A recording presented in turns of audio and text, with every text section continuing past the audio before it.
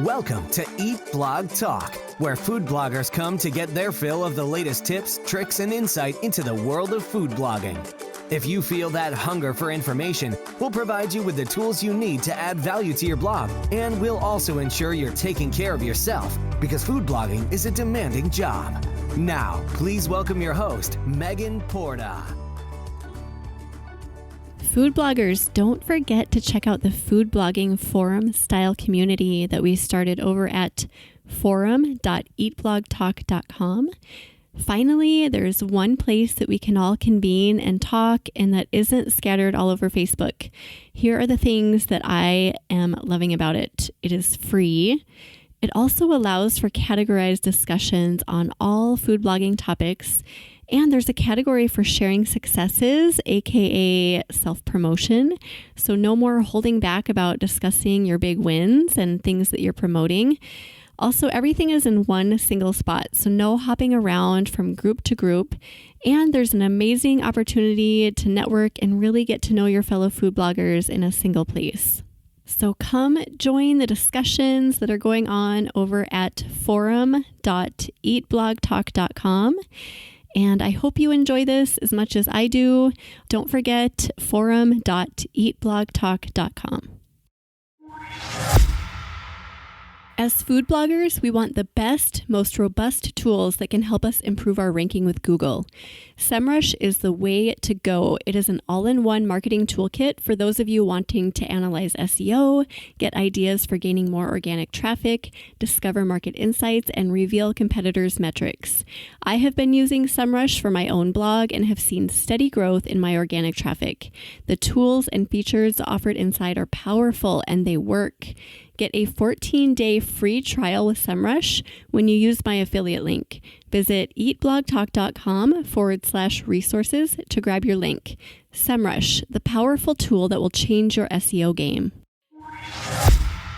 Hello, food bloggers. Welcome to the Eat Blog Talk podcast made for you, food bloggers who are seeking value for your blogs and for your lives. In today's episode, I will be talking to Susie Bulloch from HeyGrillHey.com, and we will be discussing empowering people on the entrepreneurial path. Susie has been in the blogging, social media, and recipe creation world for over 10 years. For 4 years, she has been running her own site and business, Hey Grill Hey. Susie's husband is a part of her full-time team, along with 2 full-time salaried employees. And she is a mom to 3 amazing kids. And I have to mention quick that I cannot say your website without saying, Hey Grill Hey. If it doesn't make you smile a little at the end, then you're saying it wrong, I think. Absolutely. So I'm super excited to have a chat with you today, Susie, and thank you for being here. Same. Thanks so much for having me. Yeah, but before we dive into it, I would love to hear a fun fact about you. A fun fact about me.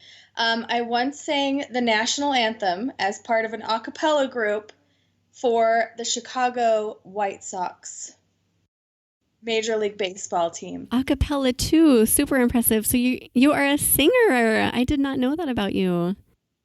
It's not, I don't sing like publicly or solos. That's amazing. And a great fun fact, something that not everybody can say for sure. I'm excited to talk about empowering entrepreneurs, and also we'll get a little bit into income diversification because I know that you have managed to just nail this part of being an entrepreneur. But I have to tell you first that I'm super honored to have this conversation with you today. I listened to you speak at Tastemaker 2018, and there were so many things you said that I related to during that little speech of yours. One of the things you talked about that got me all pumped up was when you talked about reading Think and Grow Rich by Napoleon Hill, how that book kind of just gave you permission to strive for more in your life and also in your business. And at that time, I had literally just gotten done reading that book. Awesome. So when you said it, I looked around and nobody else was raising their hand. Maybe one other person did. And I raised my hand from the back and you were like, woo!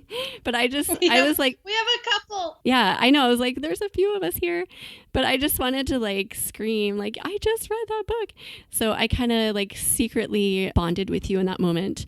Oh, that's amazing. Yeah, but I also share that entrepreneurial spirit with you. And I know that many of the people listening to this podcast do as well. So I would love it if we could just start this chat by hearing a bit about your backstory. I know that your parents were entrepreneurs as well. So tell us about that and also how that has carried over into your own life. My dad owned several hotels, and that was what he did essentially for employment when I was a kid. And one of the hotels had a restaurant, and that kind of became our family's like go-to place. And so all the kids grew up working the hotel, working the restaurant, carrying bags, doing the front desk, bussing tables, waiting tables. That was how we spent our summers. And even before that happened, my mom and her sisters and her mom opened a mail order catalog for crafts. It was essentially a magazine version of Etsy.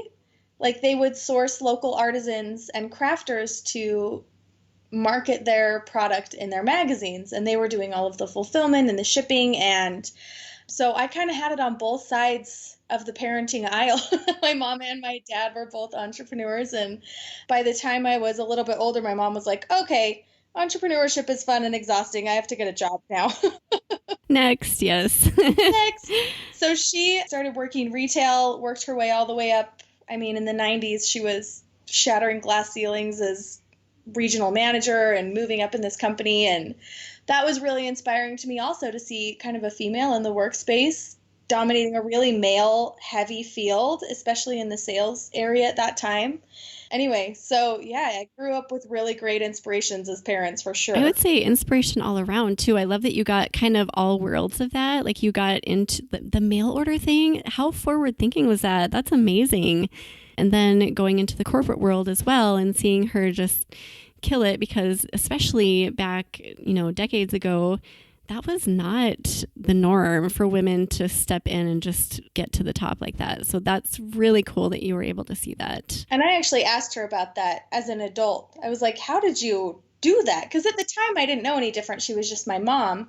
She's like, I actually had a female mentor that she could call and consult with and have conversations with when things were hard or difficult. And that just made it all the better to me that there were women supporting other women and helping them in their career aspirations at that time. It was great. And just proof that we should be doing that today. And I think the food bloggers have totally tapped into that because we're primarily women, obviously. But I think all of these amazing conferences that are popping up are just, they give us more reason to do that and more ability to tap into each other. And it is so important. Once you start doing that, things take off and there's such immense value in it. So I love that your mom found that. I mean, back then, I don't know how old your mom was, but like back then, I just think that is so cool that she knew to do that. That's awesome. So inspiring for you too. And that had to have an effect and an impact on you being an entrepreneur. So like, what is your journey with working and how did you decide to step out into this world?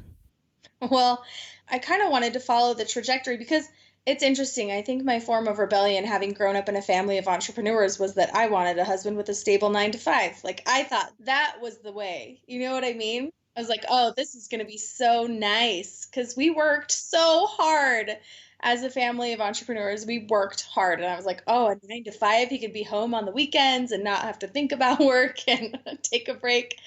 So I met my husband in college. He graduated, went on to get his CPA and worked as an auditor for years. And I graduated and I was like, okay, we're going to have kids. I'm going to be the stay-at-home mom. We had our first baby. And I think within that first 6 months of me being a stay-at-home parent, I started to get a little bit stir crazy and realizing like, okay, this is amazing. This is fantastic, but I need something for myself. I need something creative. I need some kind of outlet. And I have always worked my whole life. And so I just I think I really just wanted a reason to not have to do the dishes as often. Like, oh, I had to work today. I couldn't do the dishes. We were dirt poor, by the way, like so broke. First kid, young couple, like one income, just trying to make ends meet. We had a mortgage. We bought our first house. So I had a first kid. So I'm like, okay, what's something that I can do to kind of stretch myself and challenge myself, but also help kind of supplement the family income. And I had been using coupons like crazy because, like I said, we were dirt poor. And I'd been following this blogger, and she was sharing all these amazing coupon deals, and they were really helping my family save money on our groceries every month. And she posted on her site that she was looking to hire somebody to help her do, different things on the website. And I was like, well, I have no qualifications for this whatsoever, but I read her website a lot. I could probably figure it out. So I sent in an email and applied for this position and got a job with her writing her grocery store coupon matchups every week. So I would take my coupons that I got in the mail and take them to 4 different grocery stores and take pictures of the products on the shelves and match them up with the coupons and write posts on how people could do grocery store coupon shopping for her website.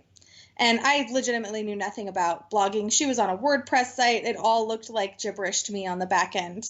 I have a psychology degree. Like, I could uncode the human mind better than I can figure out the backside of a WordPress webpage. I had to learn on the job. My husband taught me that if I hit Shift and Enter, it would put in just a single space instead of 2. I'm not kidding. He taught me how to hyperlink. I knew nothing. I knew absolutely nothing. So it was really nice of this blogger to give me a shot.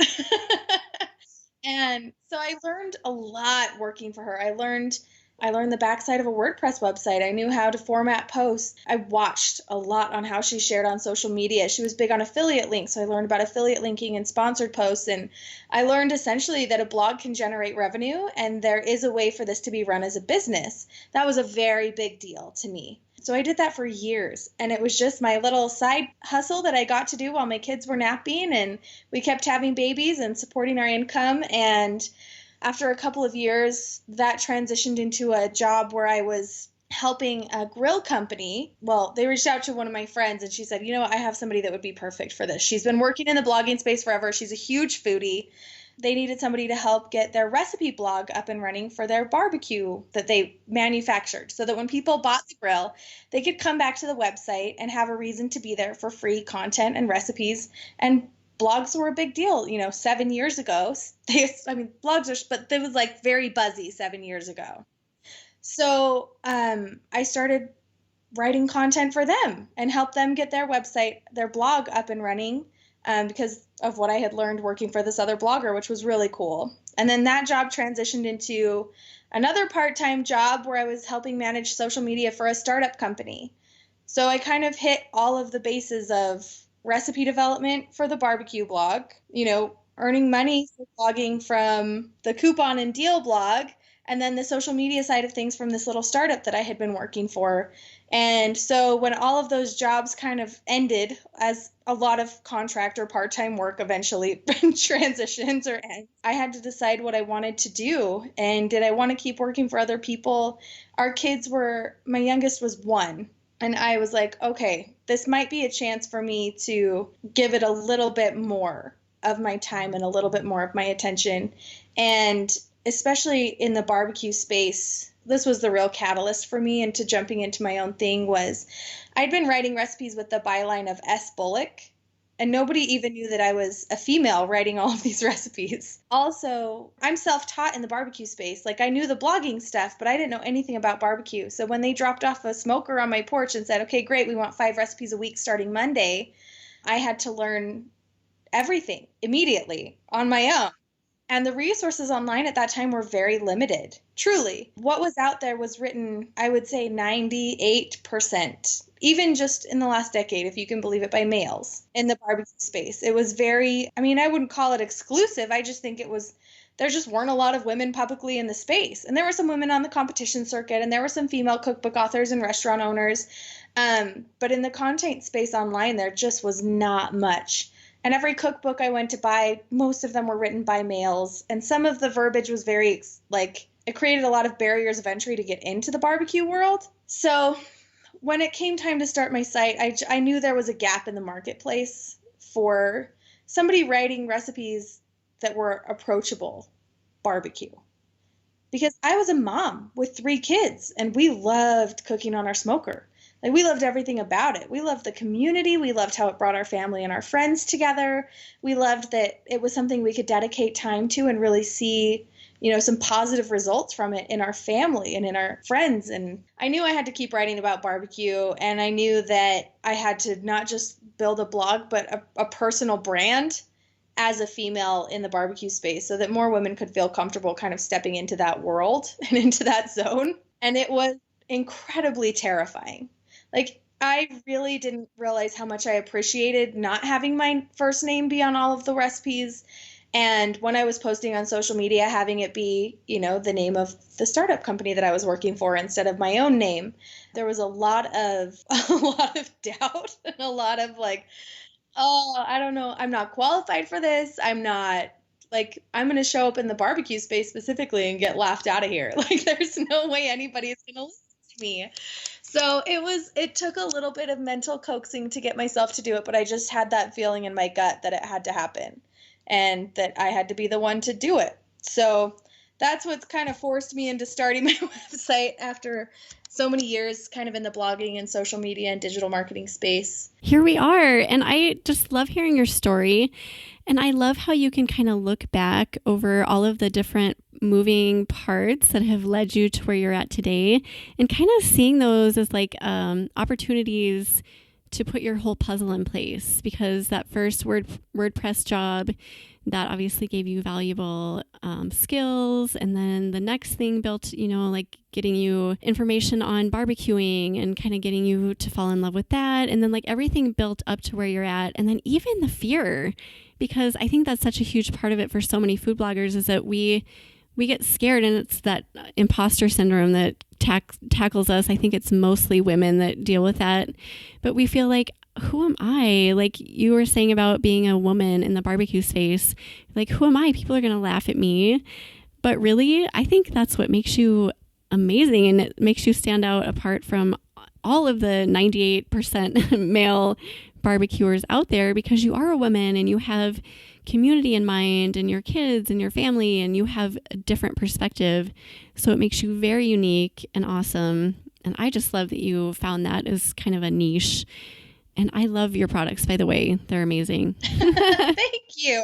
I like them too, which I feel like is a pretty good thing. If I'm going to be trying to sell them to people, I should probably like them. That's a good sign. So I'm super interested to hear more about how your husband was able to join you in your business. I'm still working on my husband, so I'm needing some tips from you, Susie.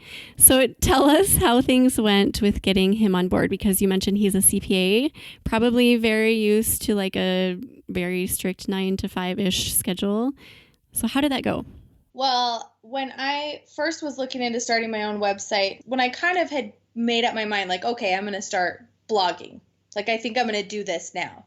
The first thing I did was I went to Google and I said, can food bloggers make money? I'm not kidding, because I knew that deal bloggers could make money, right? And I knew that businesses could make money from food blogs, but I wasn't sure the actual, like, revenue streams for food blogging. I had no idea. And so that was the first thing that I Googled, because I could do this creatively as a pursuit. And I think that's great. And I think it's super important that we're creatively invested in the work that we're doing.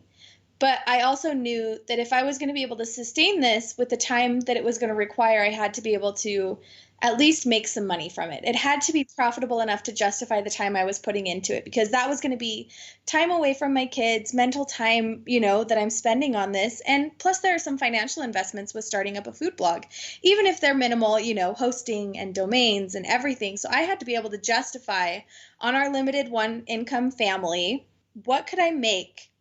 What type of revenue could I generate as a food blogger? And I'm sure most people who started a food blog at one point did the same thing. Like, how do I actually do this? How do I generate revenue doing this? And there were a series of income reports that multiple bloggers had been publishing. And I stumbled upon income reports from bloggers that were sharing their financial statements of what they were able to make. And I remember reading one and they had shared that they made $30,000 in a month. This is the first night that I had ever Googled anything about making money as a food blogger. And my husband's sitting in bed behind me, and I turn around and I'm like, dude, $30,000 a month. This is like life-changing type of business money. This is insane. I did not know that was possible. Truly. Like I had no concept of what was possible in the food blogging space. And he just laughed. He's all, yeah, okay. And I was like, but listen, most of the people that are making this kind of money as food bloggers have a team, and a lot of them, their husbands are working with them. And he was like, all right, here's the deal. When you make $30,000 in a month, then we can talk about me joining you as a food blogger. Ooh, he gave you a goal. There you go. No, but Challenge. it was kind of just like this. That really was. So that number stuck in my mind for a very, very long time. Like that was, I have made it if I make this much money, and this is what, this is what will happen, and this is how things will look. So it did kind of give me a benchmark in my head of like, this is possible for them. It's possible for me. And that was all I needed, was somebody just saying like, hey, this is possible. And then I'm like, oh, great. I just had to know it was possible. Yeah. Now I can go and do. Absolutely. And I mean, it wasn't instantaneous for anyone ever by any stretch of the imagination, but it was just enough to have somebody say there is revenue available in this business, and it's possible for us to earn it. And here's who we are and how we did it. We're normal people, and we worked really hard. And so that kind of was the kick in the pants that I needed to get started. And then it really took him seeing, because he's been running my books since the beginning of my food blogging journey. And we took losses the first 2 years on our taxes, by the way. And so by the end of year 2, when we were starting to see an upward trend, he was like, oh, look at you. This is great. We're generating revenue. And at the end of year 2, it was New Year's Eve. And I told him, I said, you're quitting your job this year. Like, this is our year. You're quitting your job. And he was like, that's hilarious. No, I'm not kidding. And then I want to say the next month I had my first viral recipe. And then a couple months after that, I had another viral recipe. And then I had kind of figured out what worked really well on social media for people that they would respond to and the types of recipes that I created. So I started catering my content and, making these little tweaks and adjustments. He quit his job in December of that year. So it took him, 2 weeks before the end of the year, he quit his job, which is crazy. So you were right. You were right all along. It was a self-fulfilling prophecy, but he really had to see the financials, and he had to see how much we'd grown year over year. He had to see the money coming in the bank, because No, that's smart. That's very smart. Now I say we're real risk takers. But, I mean, it was really calculated. By the time he was willing to leave his job, we had over 6 months of living expenses saved up in the bank.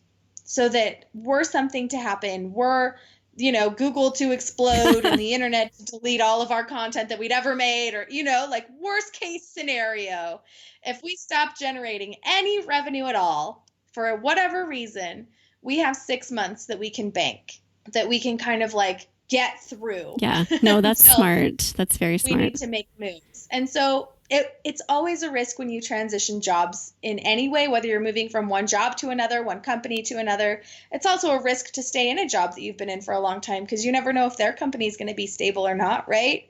But we calculated the risks. He felt comfortable and confident. He actually gave his boss, he's like, I need you to know I'm probably going to leave this year. He was in a smaller firm at that time.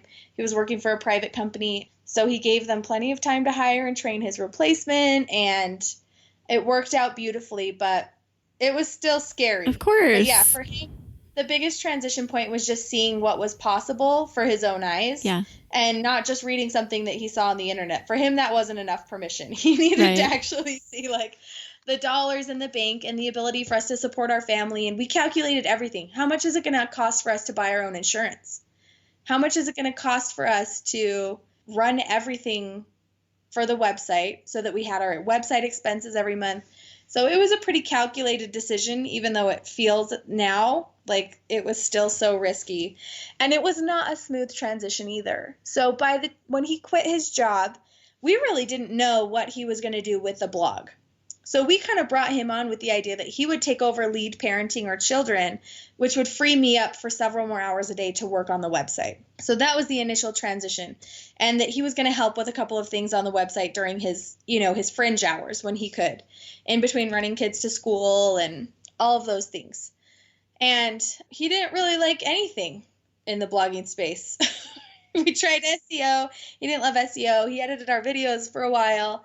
We kind of found that he needed his own ownership of what we were doing and not just coming in and me giving him random tasks and assignments to do. Like, that wasn't super great. It was a pretty difficult transition to go from like main breadwinner to supplementary employee Yes. / dishwasher. Yeah, it was a big adjustment for us, and the money was scary. And I was on a work conference trip in April, so he'd been home for almost 4 months, and I came back and he was like, I was looking for jobs this week. Oh. He had a small moment of panic. Oh. Dude, it's not an easy transition. Yeah. And there is a lot of adjustment that goes on. Like, our marriage was always great. Our marriage has always been great. We're super lucky that way, that we work really well together in our marriage and we work really well together in business.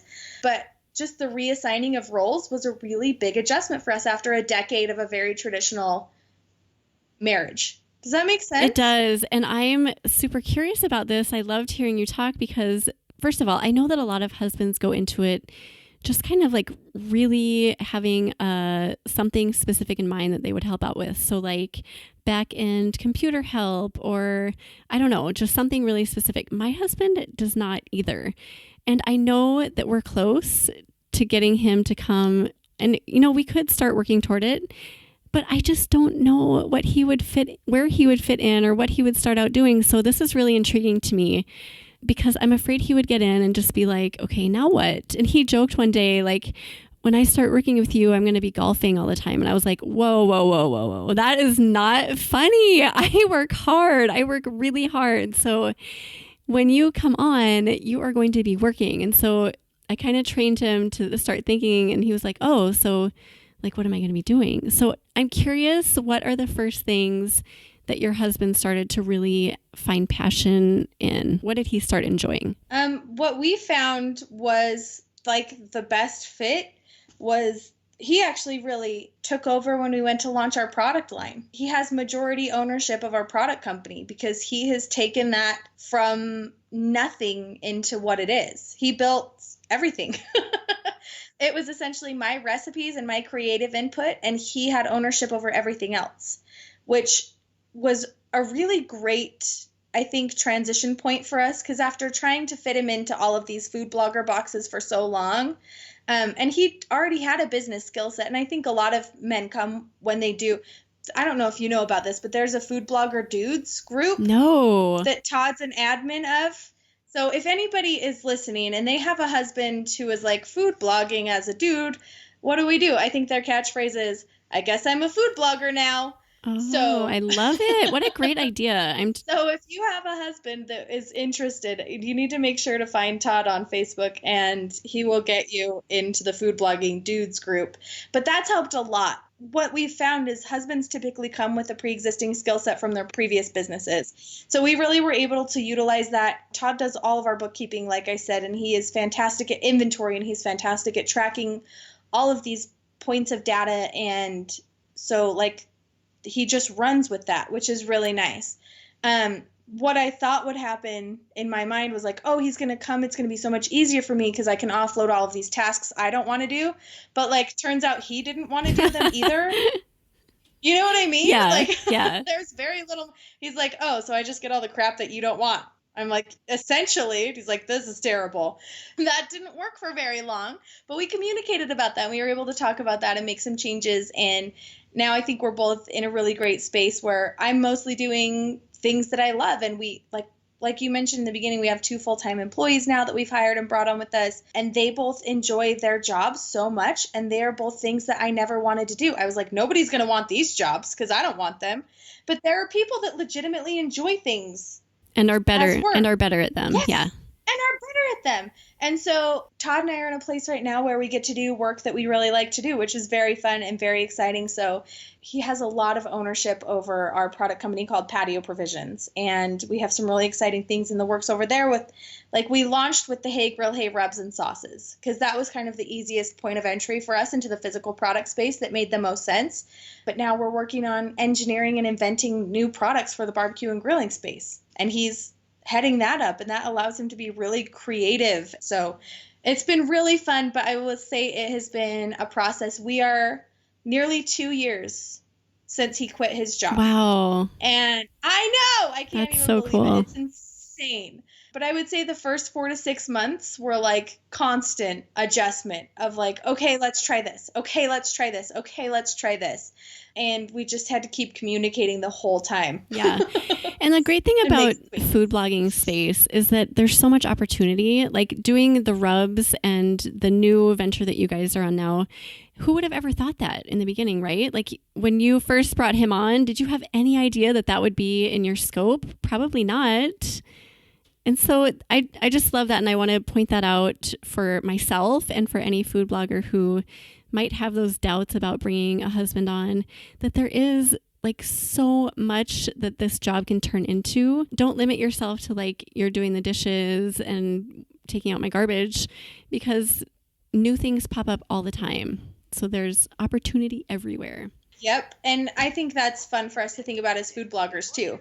Because if you would have told me 7 or 10 years ago when I was writing coupon matchups that what I'd learned in the back of a WordPress site would be helping me today, you can't see how all the puzzle pieces fit together when you're just in one of the pieces.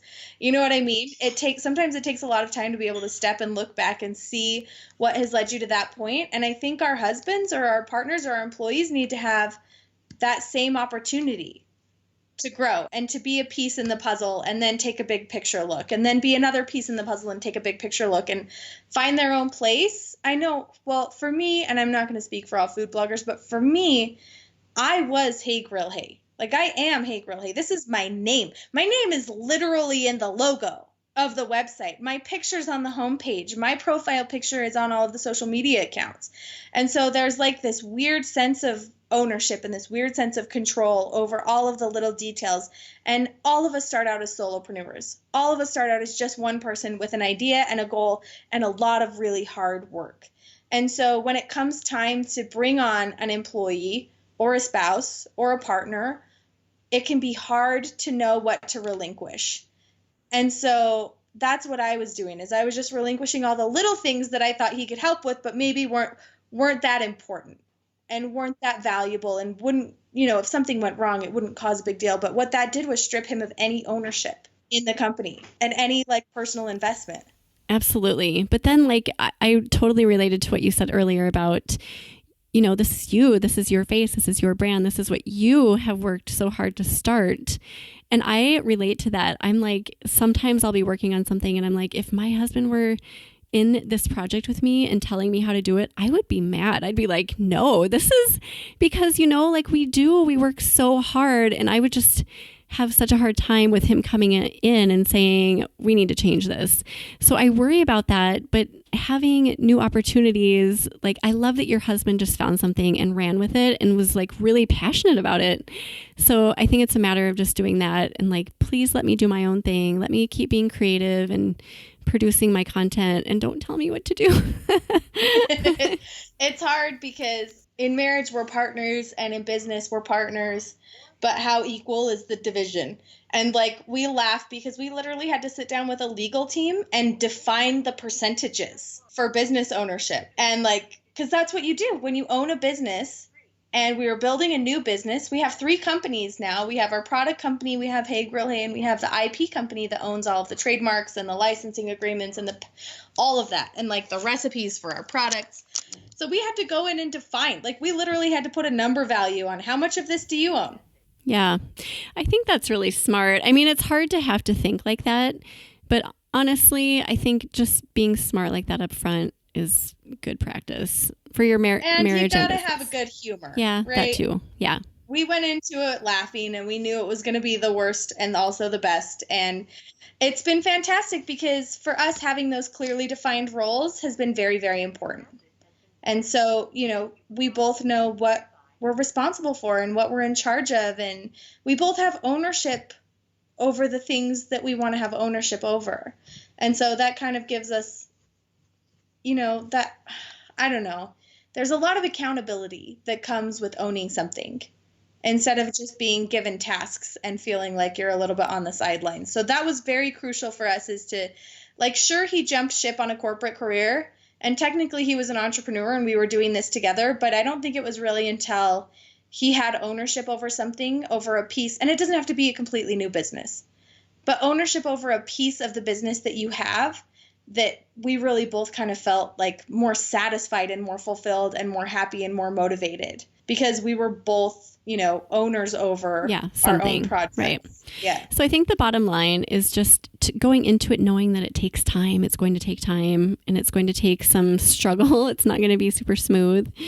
Just a matter of figuring it out and figuring out your roles. And I like what you said, taking ownership over a project.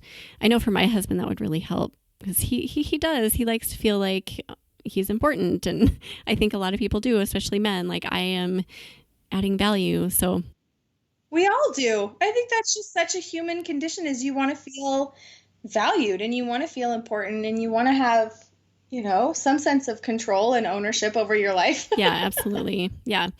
Not being told to do the dishes. I know I've joked with him like, so someday you're going to be doing my dishes. And he's like, no, I'm not. Like he just like fights back on that. I'm like, oh, and then I have to stop and think like, well, yeah, I wouldn't want someone to tell me you're going to be doing my dishes. So I have to kind of look at it from his perspective too. To be fair, Todd does all of my dishes. Oh, that's a dream. Really, I'm not kidding. I think I started working so that I could do the dishes less. Like they are my nemesis and they have been since my whole life. I don't know. I'm terrible at the dishes. I hate dishes. They are. I actually, on my goal board that is right next to me, one of my goals for the next 3 months, my due date is 12/31, is to, quote, figure out the dish situation. No, it's a real thing. It is a real thing. It's like a constant struggle for me. Like, why can't I figure this out? Yeah, no, it's a real situation. So you have a dream situation where... I do have a dream situation with the dish doer for the husband. I love it. Okay, so let's move on just a little bit. Let's chat about ways that we can encourage entrepreneurs who have that fiery, burning passion to just kill it with their businesses. As you know, Susie, this journey is not always easy. It's super fun, but sometimes it's really hard too. So give us your best advice to encourage us to keep killing it with our entrepreneurial dreams. I think my best advice would be don't make big decisions in a dark moment because entrepreneurship is, like you said, it's a journey and it is fun, but it's not all joy. And the flip side, it shouldn't be all stress and sorrow either. And so I think a lot of times we hit those dips, we hit those down moments. Todd went and looked for a job when he was feeling down and I was out of town. And I have threatened to quit and burn down the website 9 times. I think I quit blogging like 7 times in year 2. Like, I'm not kidding. For like a month, I'm all burnout, done, quit, it's over. I'm not putting anything new up because there's no inspiration and there's no joy in it. And I just, luckily, I didn't delete it. I didn't make any big decisions in those dark moments, So I think that's important to remember is like the highs that we experience as entrepreneurs, those beautiful, bright, gleaming moments where we feel like the heavens have opened and we are on our path and we have found our purpose and this is the right place for us, are fleeting. And that's okay. And so are the dark times. No one's ever going to be operating in a state of their business where 100% of the time it's bliss. Even if you hire stuff out that you don't like, even if your husband comes and works for you, even if you hit that next milestone and figure out the dish situation, you're going to have a great while where you're like, oh, this is the best. And you're riding that high. And then something's going to happen and you're going to dip again. And I think entrepreneurship is just surviving those failures, surviving those dark moments. But there's a quote that I just live by and it says, like, true success is just going from failure to failure without any loss of enthusiasm. If you can kind of just hold on through the dark times and get used to failing, get used to, some of the ups and downs and acknowledging that, like, there's going to be lows and there's going to be highs and there's going to be a lot of middle time, right? That, like, that's totally fine. And that's part of the process. And what you see on social media is people killing it. What you hear online is people like, oh my gosh, I just did this. Let's celebrate together. And that's great. And we celebrate with those people and we share those moments. But not everyone, especially in like the business coaching or people who are trying to sell you advice on blogging, which there are a ton out there and a lot of them are super useful, but they're selling you on those high moments, right? The blissful, beautiful moments when this entrepreneurship journey is great and you're living a fulfilled creative life. And they don't talk about the dark times they almost quit to, or they almost sold their own businesses, or they shut it down for a month because they just can't that day. But it's okay to have those times. I just say don't make any big decisions in the dark times. I like that. That's very important. Just take a step back, and you use the visual too of like being a puzzle. I use that visual all the time because every single piece, even the dark moments, even the tough moments, the moments that you want to burn your website down, they're all a part of the puzzle. And when you step back and look at it, it's going to be beautiful, but that puzzle piece needs to be there. It's really hard, I know, but embracing that somehow, I think you can get more comfortable with it just by doing it over and over, but just like embracing, like when I don't do this all the time, but sometimes when I'm in a dark period, I'll be like, okay, this is where I'm supposed to be right now. I don't know why. I have no idea why, but I just need to like sit with it and embrace it. And it helps. It's like it gives you peace somehow. So I think that's a really great thing to say. Thank you for pointing that out, Susie. We're here. It's terrible. It'll be fine later. It always turns around, right? It does. Like this is something I tell my kids all the time is nothing is permanent. Like no emotion is permanent. Like the happiest you'll ever be will someday change into you not being that happy. And the saddest you'll ever be will someday change into you not being that sad. Like our emotions as human beings are just not that permanent. And there's a lot of shifting, and that's true in the entrepreneur space too. So just be okay with it. Be okay with it. There's going to be like crappy times, and live for the moments that are great, and acknowledge that guess what? It's the same in any other business. Like whether you're an entrepreneur or whether you're employed, you're not happy every day and you're not sad every day. Like there's highs and lows in every business and in every type of job that you have. And especially as entrepreneurs, I think we just feel it really deeply as entrepreneurs because we're very present and we're very aware. And when we're feeling dark and we don't want to post, it's our business that, kind of sees that. So I think we're just hyper aware of it in this space. So true. So I want to talk a little bit about diversifying income because you and your husband have done that so well. You've talked a little bit about him kind of taking ownership over those projects. How did you decide? Like, how did you decide to go into the rubs? And can you talk us through that a little bit? Sure. We have this history when things go really well and we see a big jump up in one space, our next goal is to go out a little bit. So it's instead of just focusing on one vertical and going straight up, we tend to build out because I think that's his very conservative CPA side is having multiple streams of income so that not all of our eggs are in one basket. And one thing that I saw early on in my food blogging career, especially as I'm a part of Facebook groups or go to conferences or have meetups with people and chat with them is I would hear it over and over like, oh, the Pinterest algorithm changed. I lost 80% of my traffic in 4 months. Like that frightened me. Or, Facebook changed the way that they show certain content. I lost so much of my traffic or whatever the thing was. And so my first goal as I built traffic was to build multiple traffic streams. If something took a dump and was nosediving into the ground, I could have other sources of traffic that I could kind of use to keep us afloat. So that was when I first really thought about diversifying how we made money. And yes, the money was still coming from the ad revenue on the website, but it was coming from multiple sources, right? People were getting to the site from multiple sources. So that's when I first started thinking about diversifying, revenue streams. And then as we built up the website traffic, we realized, great, we have multiple traffic sources, but that's our only revenue stream.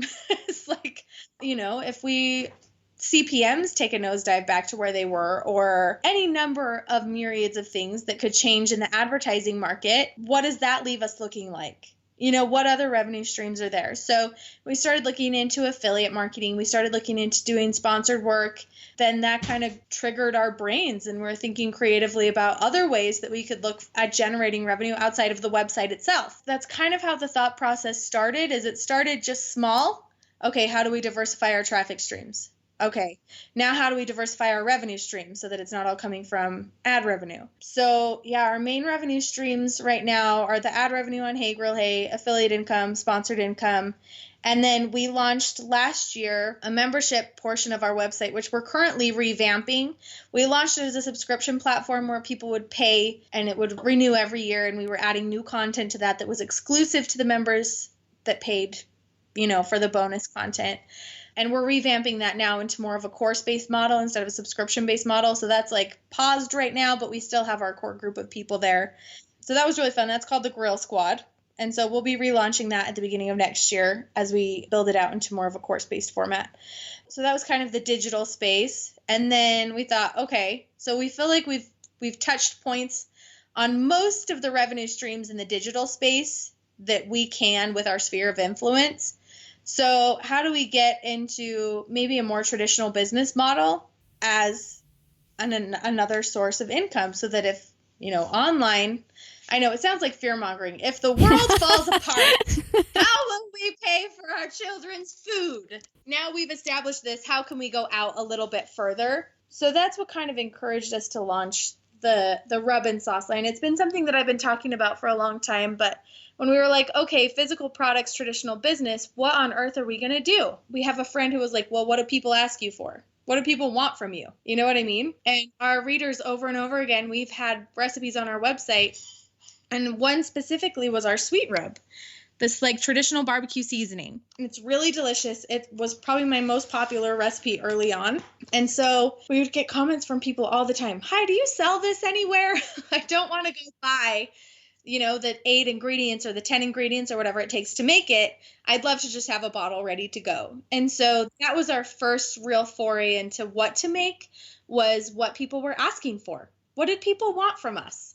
And so we did some research and we asked our people, especially in our Grill Squad, they've been super helpful. We have this like core little group of super fans. So we asked them, like, what would you want to see? What flavors would you like? What sizes do you want?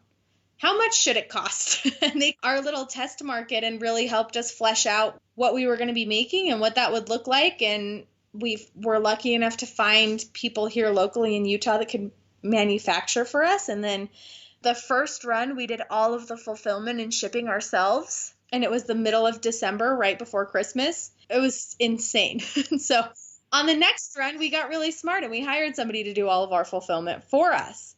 It's been a whole learning process, but now we say, okay, so we have revenue that we're generating from the rubs and the sauces. How do we expand our physical product? Our history and our pattern is to establish one source of revenue, get that to a point where it's fairly consistent, and then go out and then kind of see what the viable sources of revenue are there.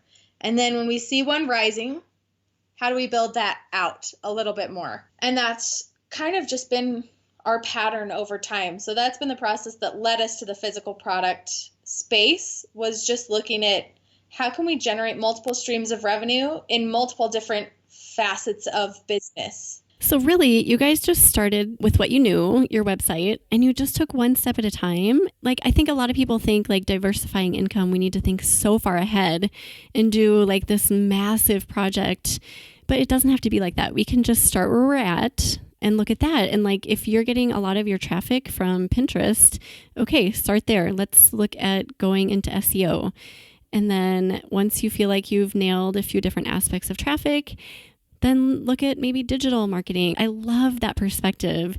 And I think that's a really refreshing one for food bloggers, because we hear such big scale things that are going on that we get overwhelmed. I'm like, I could never do that. I'll just focus on Pinterest. Well, and that's the thing that we discovered too, is that it's just one thing at a time. And our path led us to where we are because of what our audience asked for and what we like to do, right? Like Todd loved the process of figuring out how to source bottles and find somebody to print labels. Like that was a really exciting work and project for him to take on. So it was a natural fit, but that might not be the case. Like for other bloggers who are looking to expand, like when I was like, oh, I think we should do affiliate marketing, I signed up for one affiliate program to learn the ropes. Do you know what I mean? Oh, we should do sponsored work. I don't know what that looks like. Like one thing we say, this is like our life motto right now is we just take one step further into the dark.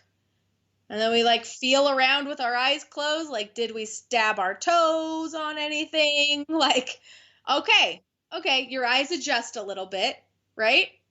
And then you take one step further into the dark. And you don't know what it's going to be, but you can always take a step back at any point. You know what I mean? Very few things are so high risk in this space that you risk losing everything, especially if you already have a good base and you're just looking to expand out. Yeah, for sure. I love that analogy that you just said. There's always room to turn around. You can always turn around if it's too much or too scary. Take a step back, breathe a little bit.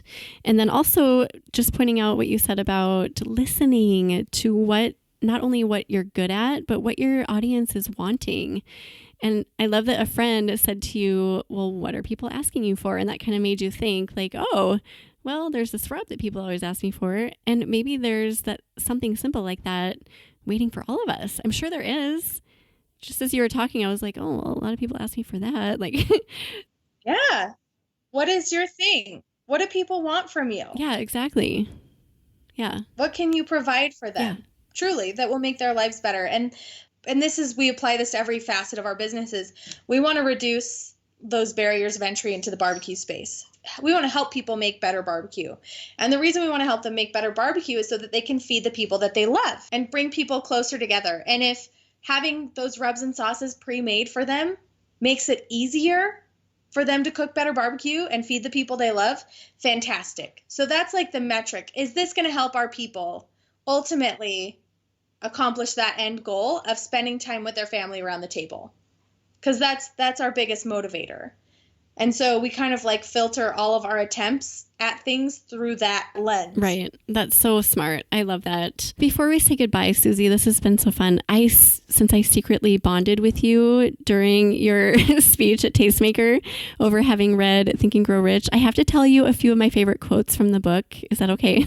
Because nobody else will listen to me on this topic. So I'm sure all food bloggers are like, really? But I love it. No, I know you dig it. So all the food bloggers, just go read it. It is old and it is weird. It is weird. And it is also really great. There are parts of it that are just really odd. But overall, I was like, I dig it. I read it a few times. I think you need the weird parts. Yeah.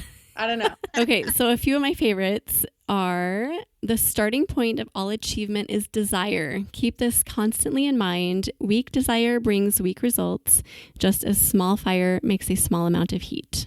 Love that one. Another one, whatever the mind can conceive and believe, it can achieve. Like, I literally made my husband quit his job because I just like thought that he could. You declared a time frame even, and it happened. Yeah. Oh, that's real. It is real. That's a real actual life voodoo right there. I am with you. Okay, I have a couple more. Our only limitations are those we set up in our minds. Goes along with the last one I just read. So true. If you limit yourself, it's going to happen. You're going to be limited. Do not wait. The time will never be just right. Start where you stand and work with whatever tools you may have at your command. And better tools will be found as you go along. Kind of like your thing with like being in the dark and like taking a step and like feeling around. There are better tools there, so keep going.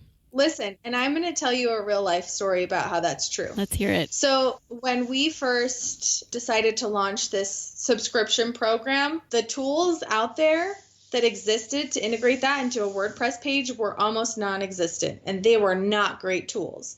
And so we set it up and we were like, all right, this is what we have for now, and we're going to make it work because we're not going to just wait on this. We know it's a good idea. We know it's going to work. So we used, the software and the resources that were available, and it was fine. And we hobbled through, and now we're a couple years down the road and we're ready to revamp and redesign and rework our, subscription model into a course platform. Do you know how many resources there are available now? Oh. Like, the tools have literally become available and opened the doors for what we want to do for this next course base. And I don't think we would have found them had we not started when we did building out this program. Truly, 18 months ago. So start where you are. Just start with what you have, what's in front of you.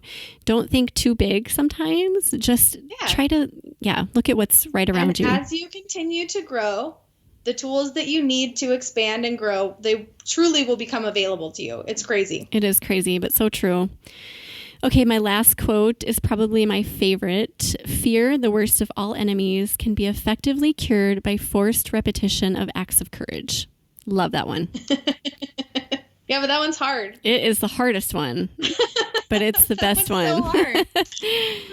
It is so hard. Before we say goodbye, Susie, I have to say that we have some friends here in Minneapolis that love your products, and he talks about your stuff all the time. So I have to give Kurt a shout out. I know he's part of your community. Hey, Kurt!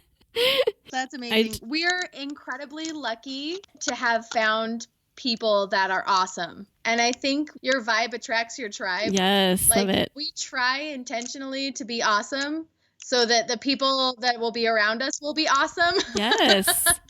Seriously. Sometimes I look around me and I'm like, I am so grateful. I have just like the best husband and kids and friends. And I feel like I have that because I'm so grateful for it. Like, you know, those people who just complain all the time, like, I hate my friends, or why is everyone so negative? And so what you put out really does matter. That works in your business and in your personal life too. Totally. What you're putting out will attract a certain type of people. Are you bringing the right people to you? Yeah. Online? Yeah, for sure. That goes with just followers you get from Pinterest or Google too. That goes for everything, everybody. Oh, I love it. I could talk all day, but I suppose I should let you go. So thank you, Susie, for taking this time out today and chatting with me. I'm super grateful for this conversation. Do you have any extra quotes or words of inspiration? I'm going to just squeeze as much out of you as I can. Hold on. I have to find it. My friend Richie is like insane. And he's right. I think he just got nominated as like one of the top 100 business coaches. And Todd was lucky enough to go with him to China earlier this year.